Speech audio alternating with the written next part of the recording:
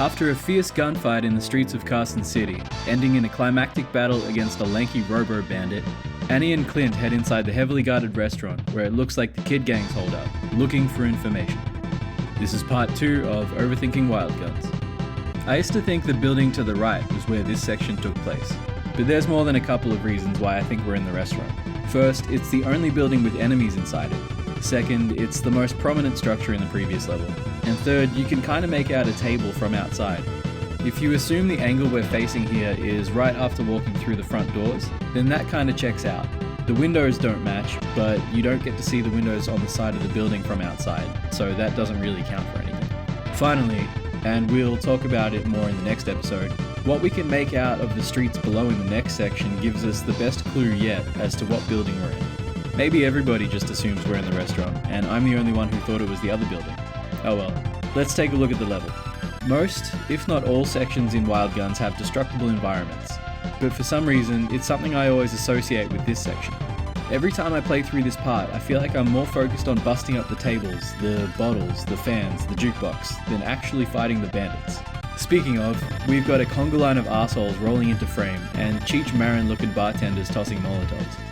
I really want to compare this scene to the bar scene in Desperado, but Desperado came out a full year later, so it's pretty obvious that Desperado actually took this idea from Wild Guns and tweaked it just enough to cover their tracks.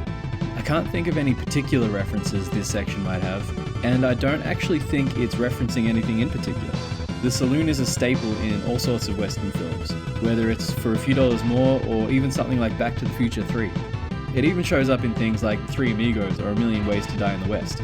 So yeah, it's just a not so subtle nod to the commonly used trope as opposed to a specific reference. The boss kinda sucks. I mean, he's funny, he has a lot of personality, but he isn't particularly hard and he isn't particularly cool.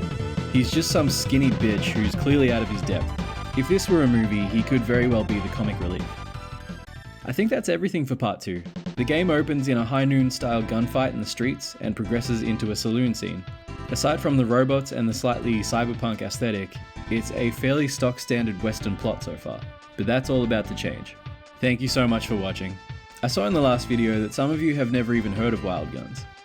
I think it's one of those games that just slipped under the radar. I didn't even find out about it till my late 20s, but when I did, I fell in love with it. And if even one person who watches this video tries the game and falls in love with it too, then I've put some good into the world.